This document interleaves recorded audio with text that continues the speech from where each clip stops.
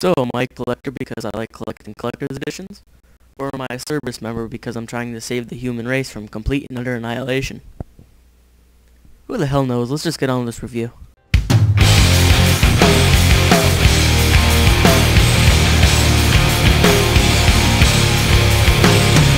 So we return to once again see our friendly neighborhood galaxy superhero named Commander Shepard. And we return in this installment to once again save the day. But oh wait, you just died. Oh noes. But don't worry, a pro-human organization named Cerberus has come to your aid and has rebuilt you in what is known to them as Project Lazarus. Basically means that they threw a bunch of computer parts inside of you and made you alive again. Now that you're alive and well, the elusive man who is also the Cerberus leader has just given you a contract in which you must go to a human colony near the Terminus system, in which both Alliance and Cerberus have just lost contact with. Recently, human colonies have been disappearing all around the Terminus system, and while no evidence or warning signs have occurred, it is believed to be the work of the Reapers. And that is how Mass Effect 2 starts.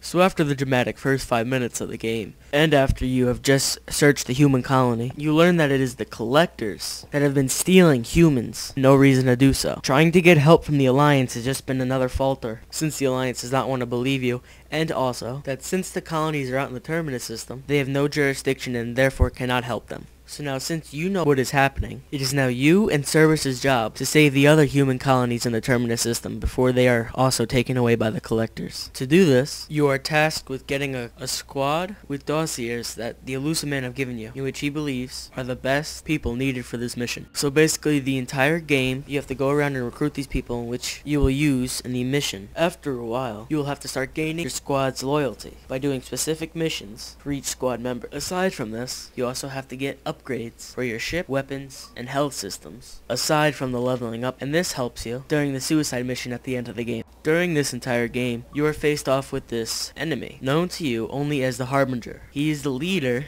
of these collectors that you must face, and he can take control of any of his soldiers at will and at command. And at the very end of the game, you know, you always save the day. But depending on what you use, what upgrades you have, whose loyalty you have, and who you recruited during the entire game determines the outcome, and will determine the beginning of Mass Effect 3. And that's basically the story of Mass Effect 2.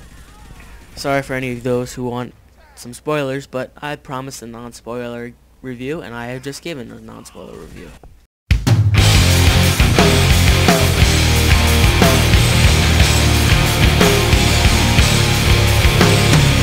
So Mass Effect 2, mechanical wise, is very different from Mass Effect. Although you still have some of the same controls like aiming, firing, and running, there's a lot of different ones. For example, you don't have the grenades. However, you do have this thing on your gun where if you press the left bumper on the Xbox 360 controller, fires something similar to a grenade and causes a lot of damage to the enemy. You can jump over objects. Squad command is a little bit different, and the health system is entirely redone. The overall look and feel of the game is much darker in tone. It's not very bright, although some parts are, like the tropical worlds and such, but all in all, it's still very dark.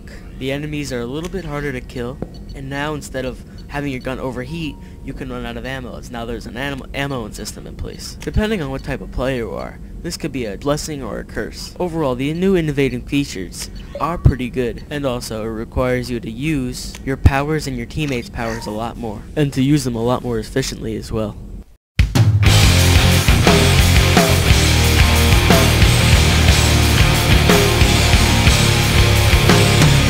The graphics in Mass Effect 2 are just completely awesome, and there's really nothing much I can say except well done. It's just, whether or not you're a PC gamer or an Xbox 360 gamer, doesn't really matter. It looks awesome either way.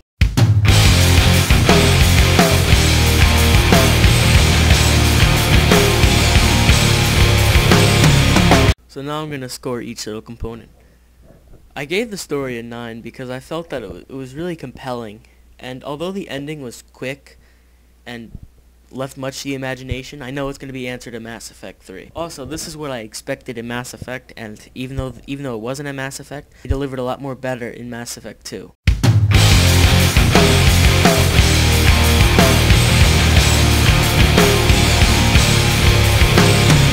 I gave the mechanics a 7 because even though it was really good and I love the mechanics, as a soldier I tend to run in a lot and try to shoot as much crap as possible. But in this installment I couldn't do as much of that as I wanted to because of the health system. Although we do have regenerating health, you lose health a lot more faster, a little bit too fast in my opinion. But the reason I gave this score a 7 is because of the cover system.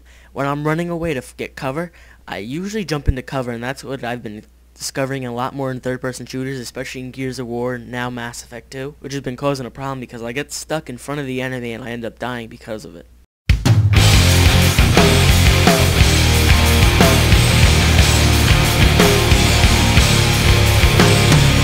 I gave the graphics a 10 because the graphics for Mass Effect 2 are just insanely detailed, visually stunning, just about anything you could hope for in a video game. Everything is rich in color and detail.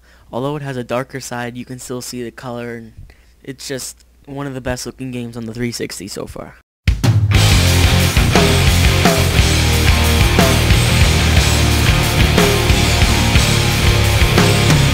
And that is it for Mass Effect 2. I'm going to average up my scores, and I'm going to put them on your screen right now. You should be able to see them. And I hope you enjoy this review. Tune in 2 weeks from now for when I do my Call of Duty Modern Warfare 2 review. Take care, guys.